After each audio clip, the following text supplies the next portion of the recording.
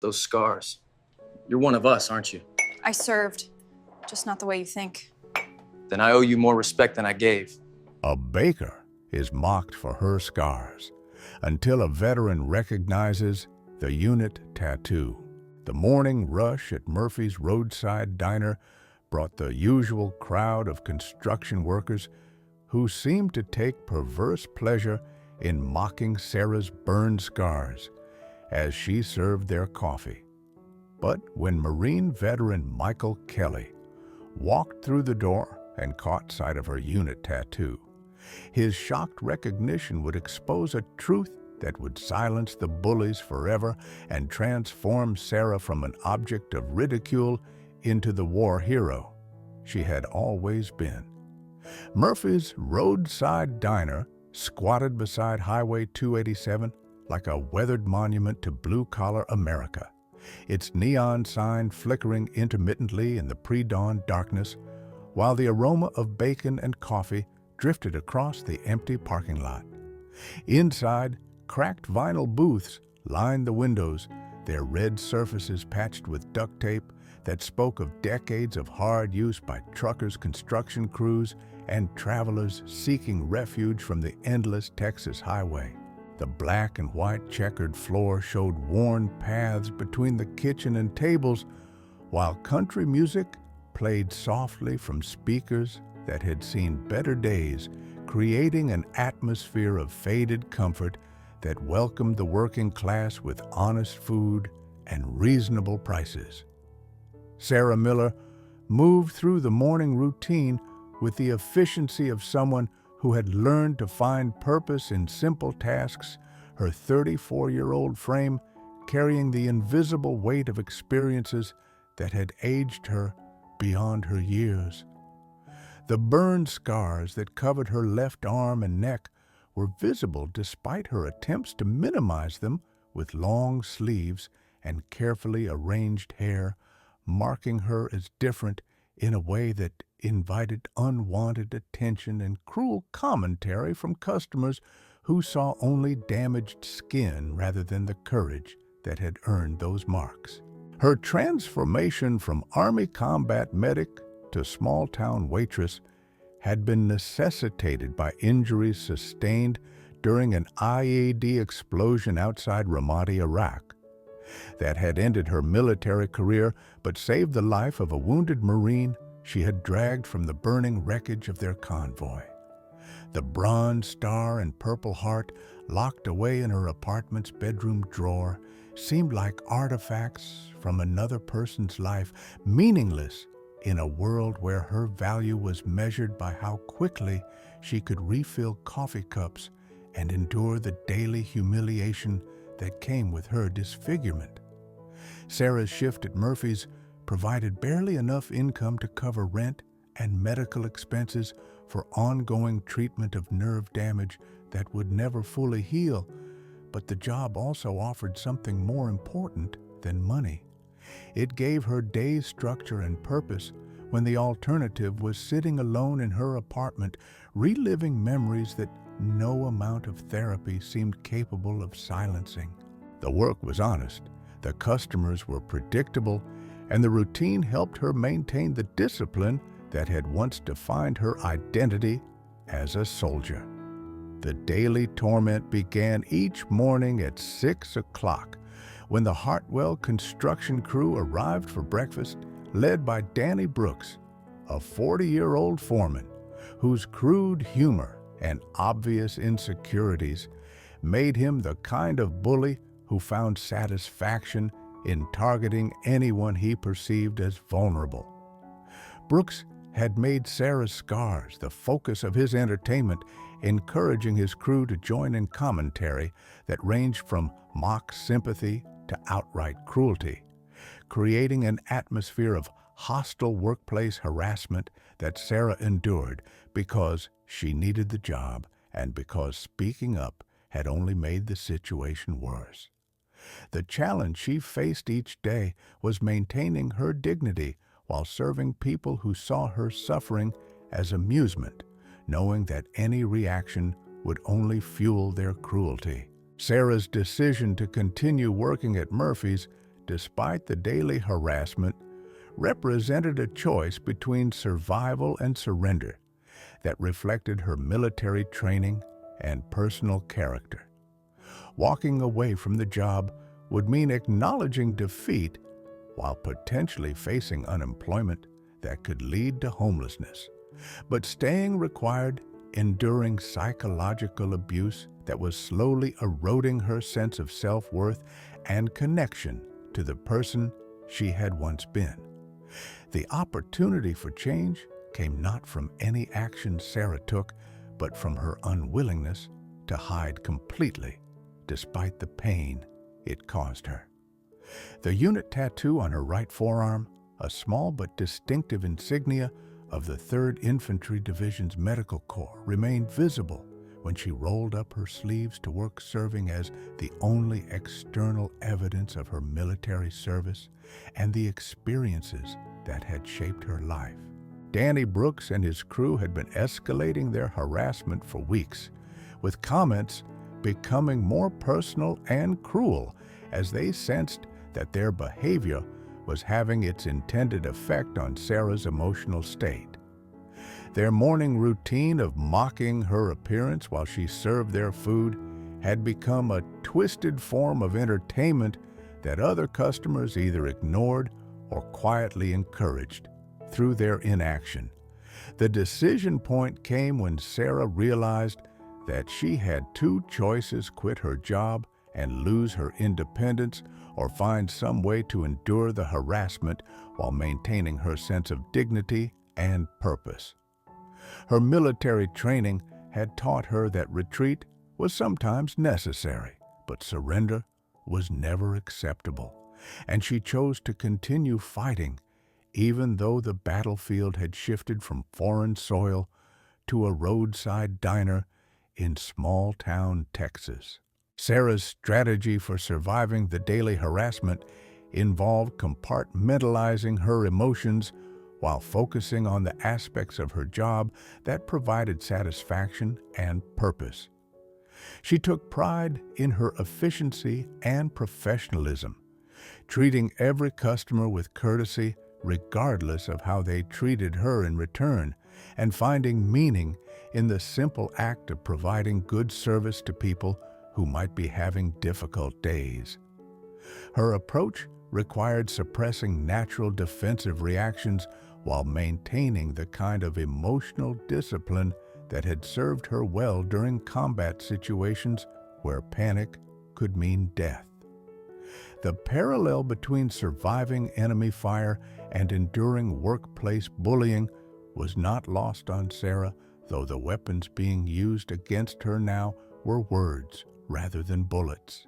The plan also involved building relationships with customers who treated her with basic respect, creating a support network within the diner that might eventually provide protection against the worst harassment. Several regular customers had begun to recognize her competence and kindness, though none had yet been willing to confront Brooks and his crew directly. Most importantly, Sarah's strategy included maintaining her connection to her military identity through small acts of service and discipline that reminded her of who she had been before the injuries and harassment had damaged her confidence. The unit tattoo served as a daily reminder of her accomplishments and the respect she had once commanded from colleagues who understood the value of her contributions. Sarah's first attempt to address the harassment directly came when she decided to speak with Murphy himself, the diner's owner, about the hostile work environment that Brooks and his crew were creating. Murphy's response was sympathetic but unhelpful, with expressions of concern that were undermined by his unwillingness to risk losing the business that the construction crew provided. The conversation revealed the economic realities that governed small businesses like Murphy's, where regular customers who paid their bills on time were valued more highly than employees who could be replaced easily. Murphy's suggestion that Sarah simply ignore the harassment demonstrated his failure to understand both the psychological impact of the abuse and his legal obligations as an employer. Sarah's second effort involved attempting to deflect the harassment through humor and professionalism, responding to cruel comments with jokes, or redirecting conversations toward neutral topics like weather or sports. This approach sometimes worked temporarily, but ultimately provided Brooks with new opportunities to demonstrate his power over someone who couldn't effectively fight back. The failure of these initial strategies reinforced Sarah's sense of isolation while highlighting the systemic nature of the problem she faced. The harassment wasn't just personal cruelty, but reflected broader social attitudes about disabled veterans and women who didn't conform to conventional standards of attractiveness, making individual solutions inadequate for addressing institutional indifference. The morning that would change everything began like dozens of others, with Danny Brooks and his construction crew settling into their usual booth and beginning their routine of cruel commentary about Sarah's appearance.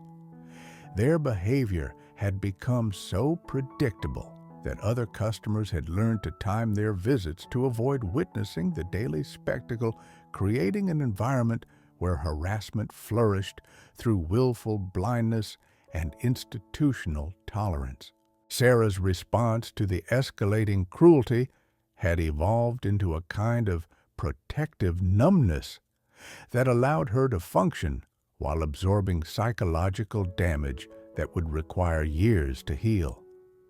Her military training in trauma management helped her compartmentalize the emotional impact, but the cumulative effect was slowly eroding her sense of self-worth and connection to her identity as a decorated combat veteran.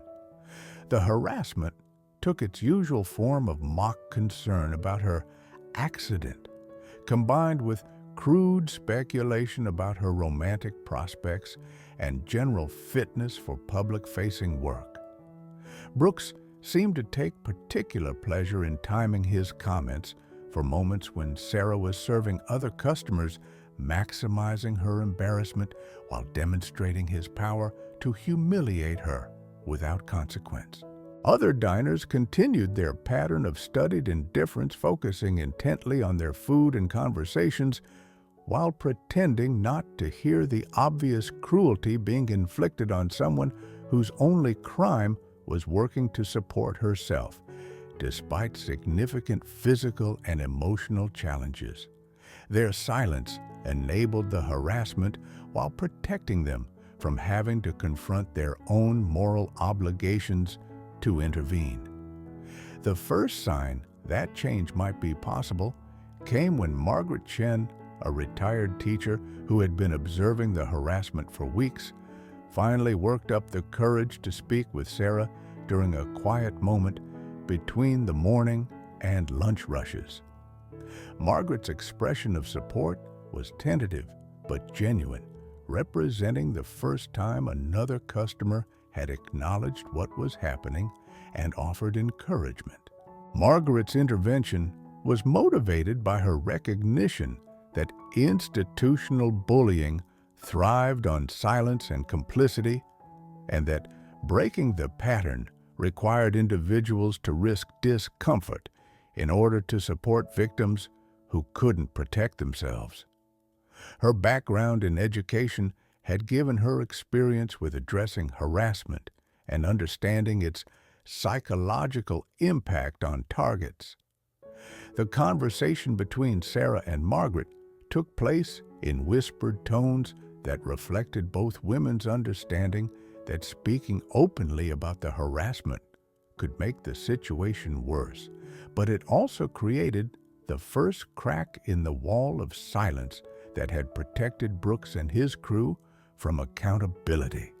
Margaret's willingness to acknowledge the problem gave Sarah hope that others might eventually find the courage to speak up. The interaction also attracted the attention of Murphy, who observed the conversation from behind the counter and began to understand that the harassment of his employee was becoming a liability that might affect his business relationships with other customers who found the behavior disturbing but had been reluctant to complain directly.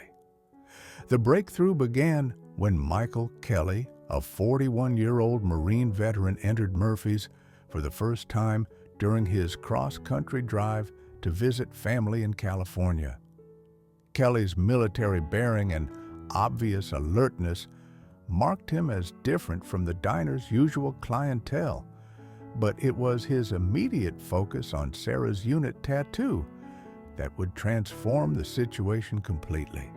Kelly's recognition of the 3rd Infantry Division Medical Corps insignia triggered memories of his own service in Iraq, where he had witnessed the courage and competence of combat medics who had saved countless lives under impossible conditions.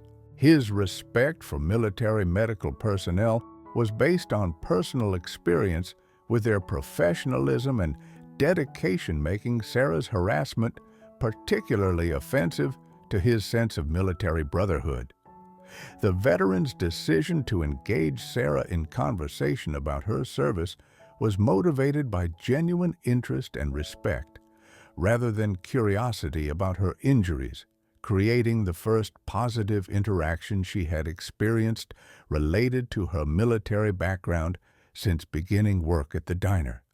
Their conversation revealed shared experiences and mutual understanding that had been absent from her civilian life.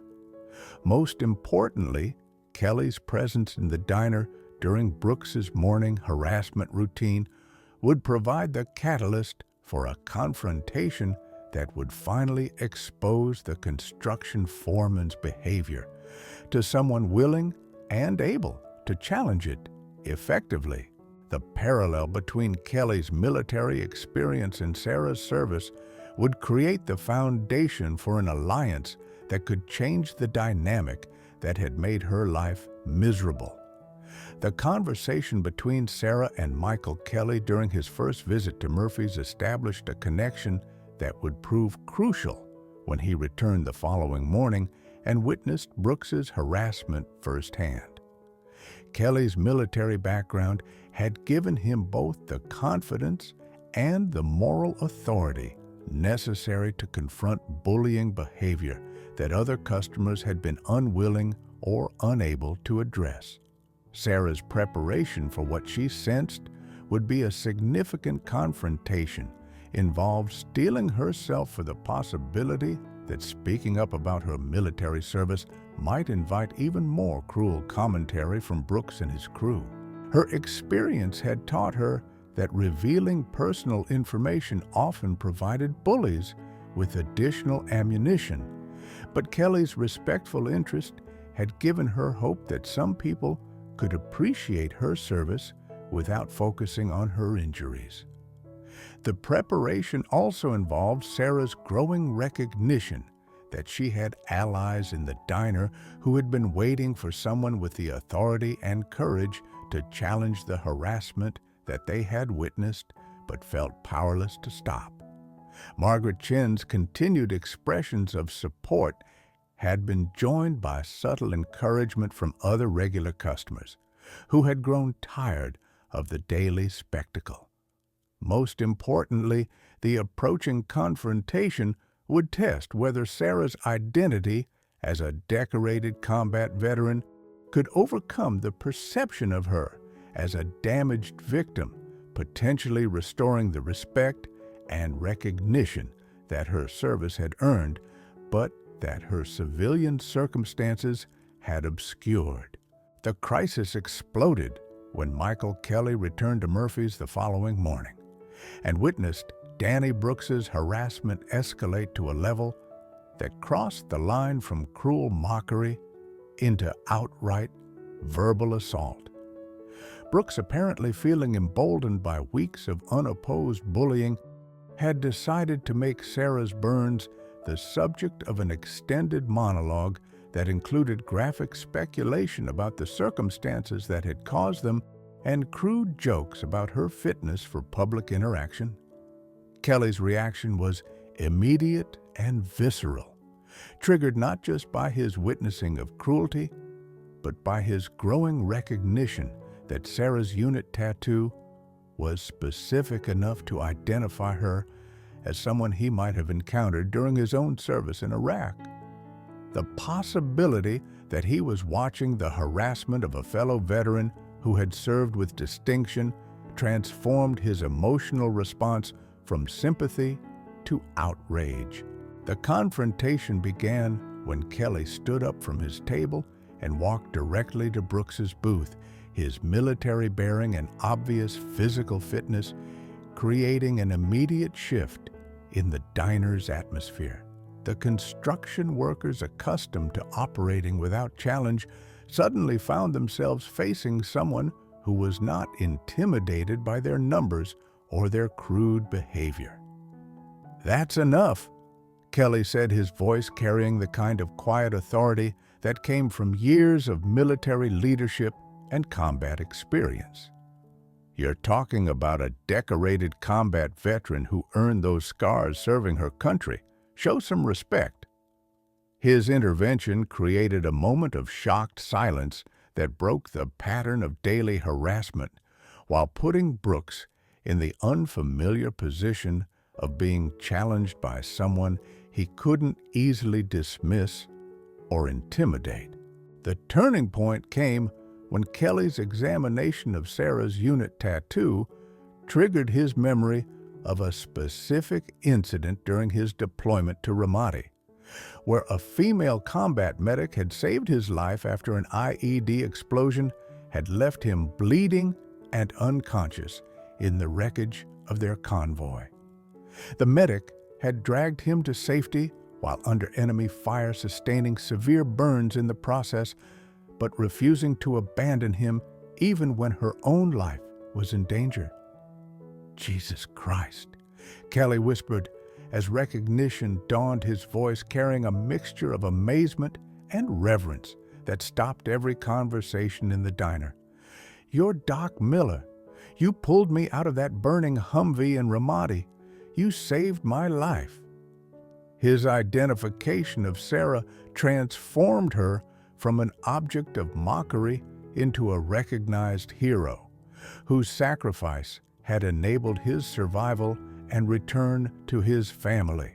Sarah's reaction to being recognized was complex, involving relief at finally being seen for who she truly was, but also renewed grief about the cost of her service and the price she had paid for saving others. The scars that had made her a target for harassment suddenly became visible proof of her courage and dedication, reframing the narrative from victim to hero in a way that was both validating and overwhelming. Brooks's response to the revelation was immediate embarrassment and defensive anger, but his crew's reaction ranged from shock to shame as they realized they had been mocking someone whose service had exemplified the kind of courage and sacrifice that they claimed to respect. The dynamic in the diner shifted dramatically as Sarah's identity as a decorated veteran became impossible to ignore or dismiss. The moment created a profound silence that was broken only by Kelly's continued expression of gratitude and amazement at finding the medic who had saved his life in such unexpected circumstances turning what should have been a routine breakfast stop into a reunion that would change multiple lives. The revelation of Sarah's heroic service created an immediate transformation in the atmosphere at Murphy's, with customers who had previously ignored the harassment suddenly expressing shame about their complicity and gratitude for her sacrifice. Brooks's attempt to maintain his position through defensive anger was undermined by his crew's obvious discomfort with their previous behavior and their recognition that they had been attacking someone who deserved honor rather than ridicule. Kelly's detailed account of the incident in Ramadi, including his description of Sarah's courage under fire and the injuries she had sustained while saving his life, provided context that made her scars symbols of heroism rather than disfigurement. His testimony carried the authority of someone who had witnessed her actions firsthand and could speak to their significance with complete credibility. The shift in perception was immediate and dramatic, with Sarah suddenly finding herself treated with the respect and recognition that her service had always deserved, but that her civilian circumstances had prevented her from receiving. The transformation was both vindication and emotional overwhelm, forcing her to process years of accumulated hurt while adapting to an entirely new social dynamic. Murphy's own reaction to learning about his employee's background was a mixture of pride and shame, recognizing that he had failed to protect someone whose service to their country should have guaranteed her respectful treatment in his establishment. The immediate aftermath of Kelly's recognition required careful management, as the emotional intensity of the moment threatened to overwhelm both Sarah and the other customers who were processing their own feelings of shame and amazement. Murphy found himself in the position of having to address not just the immediate situation, but also the broader implications of what had been happening in his establishment for months. Sarah's preparation for what she understood would be a fundamental change in her circumstances involved processing emotions that had been suppressed for years while adapting to suddenly being treated with respect and recognition. The transformation from harassment target to honored veteran was validating, but also overwhelming, requiring her to rebuild her sense of identity around her military service rather than her civilian struggles. Kelly's continued presence provided stability and support as Sarah navigated the complex emotions triggered by being recognized for her heroic service, but it also created pressure to live up to an idealized version of herself that felt disconnected from her daily reality. The gap between her identity as a decorated combat medic and her current situation as a struggling waitress would require ongoing reconciliation. The preparation also involved practical considerations about how to maintain the positive changes that Kelly's intervention had created, ensuring that the respect and recognition would continue after he left town and the immediate emotional impact of his revelation had faded. Despite the dramatic shift in how she was being treated, Sarah struggled with doubts about whether the change would be permanent or would fade once the initial shock of Kelly's revelation wore off. Her experience with the gap between military recognition and civilian indifference had taught her to be cautious about assuming that respect would continue without ongoing reinforcement. The concern that her story might become a brief sensation that ultimately returned to the previous pattern of harassment was based on realistic assessment of how quickly public attention moved on from individual stories regardless of their emotional impact. Sarah's military training had taught her to plan for setbacks while hoping for the best, and she applied that same cautious optimism to her current situation. Her doubts were balanced against the genuine transformation she had witnessed in the behavior of customers who had previously ignored or enabled her harassment, suggesting that Kelly's intervention had created lasting awareness that would be difficult for people to simply forget or dismiss once he was no longer present to reinforce the message. The climactic moment came when Danny Brooks, cornered by the dramatic shift in perception and unwilling to simply accept his diminished status, made a final attempt to reassert his dominance by challenging Kelly's account and suggesting that military service didn't excuse Sarah's current situation or entitle her to special treatment.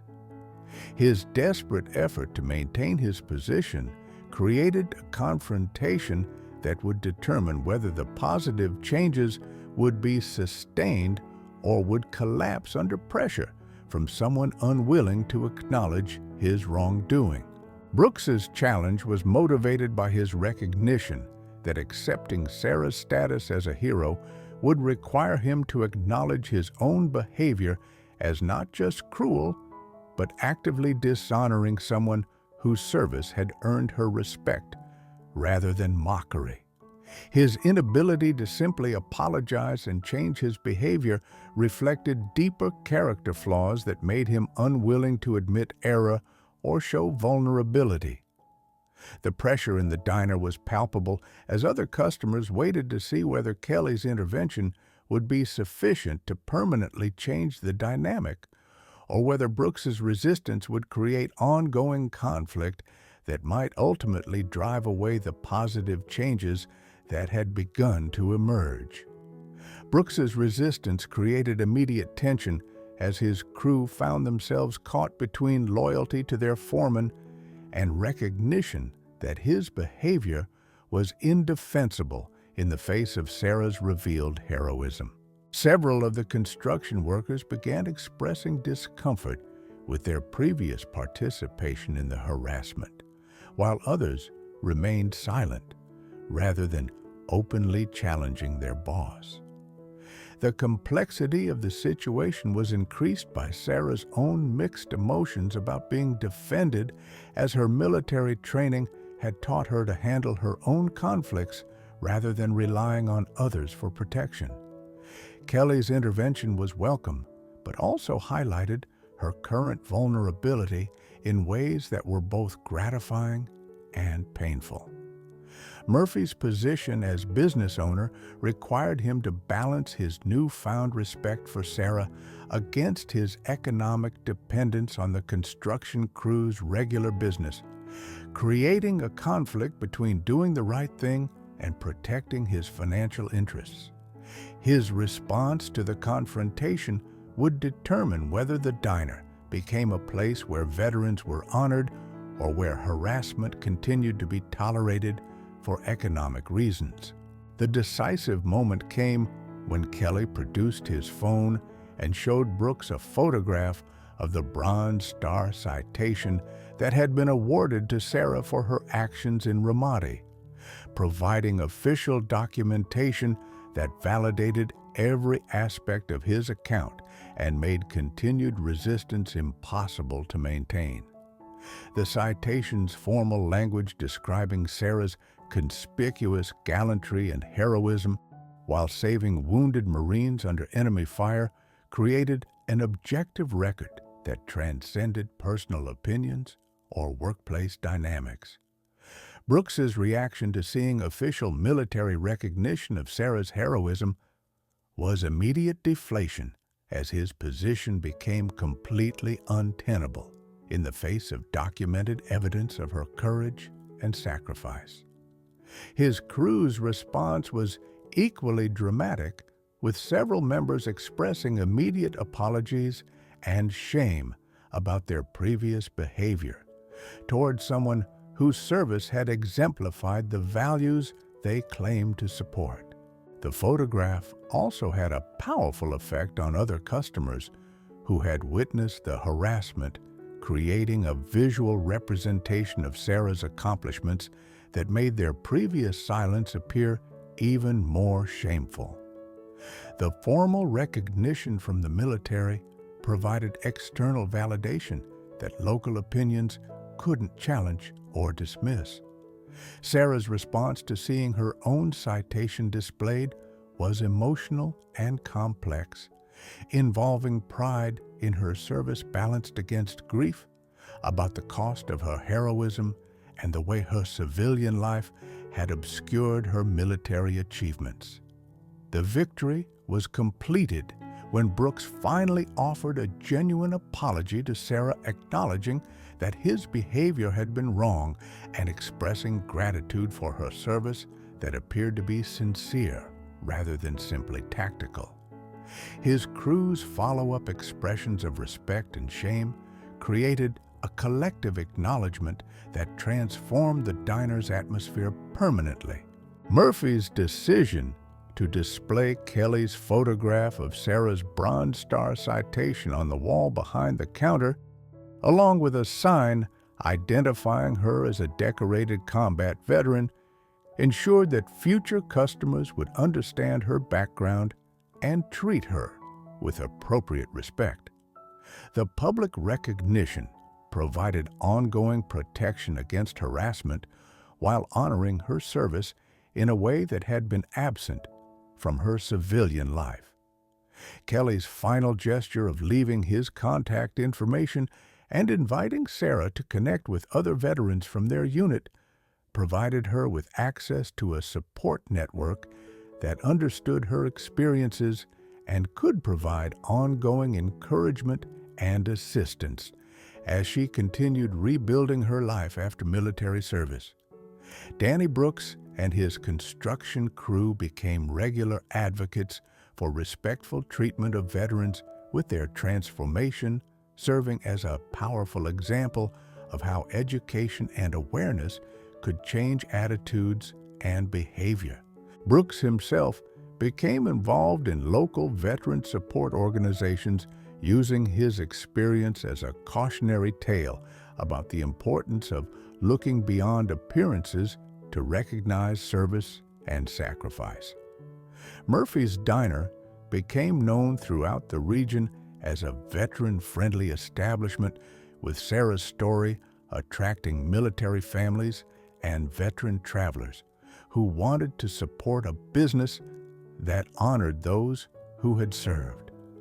The increased veteran customer base more than compensated for any business loss from people who were uncomfortable with the new atmosphere of respect and recognition. Sarah received numerous job offers from organizations that valued her medical training and leadership experience, though she chose to remain at Murphy's, where she had found her voice and her community. Her story became a catalyst for broader discussions about veteran employment and the challenges faced by women who had served in combat roles, inspiring policy changes that improved support for disabled veterans transitioning to civilian careers. The incident at Murphy's inspired the creation of a nonprofit organization dedicated to connecting combat veterans with civilian employment opportunities that recognized and utilized their military skills and experience. Sarah became a spokesperson for the organization, sharing her story at conferences and community events while advocating for better treatment of veterans in civilian workplaces. Kelly's role in recognizing Sarah led to his involvement in veteran advocacy work, using his experience to educate communities about the importance of honoring military service regardless of visible disabilities or current circumstances. His partnership with Sarah created educational programs that were implemented in schools and businesses throughout the region. The transformation of Murphy's Diner became a case study in how individual acts of courage and recognition could create broader social change, inspiring similar interventions in other communities where veterans were facing discrimination or harassment. The story demonstrated that heroes often lived among us, unrecognized, waiting for someone with the wisdom and courage to see beyond surface appearances to the character and service that defined their true value. 2 years later, Sarah stood before a group of high school students, her Bronze Star displayed proudly on her uniform, as she spoke about the importance of service and the courage required to stand up for others who couldn't defend themselves. The scars that had once made her a target for mockery were now visible symbols of her sacrifice and dedication, inspiring young people to consider their own potential for heroism and service. Sometimes, the most important battles aren't fought with weapons, she told her audience, but with the courage to recognize worth in unexpected places and to speak up when silence enables cruelty. Every one of you has the power to be someone's hero.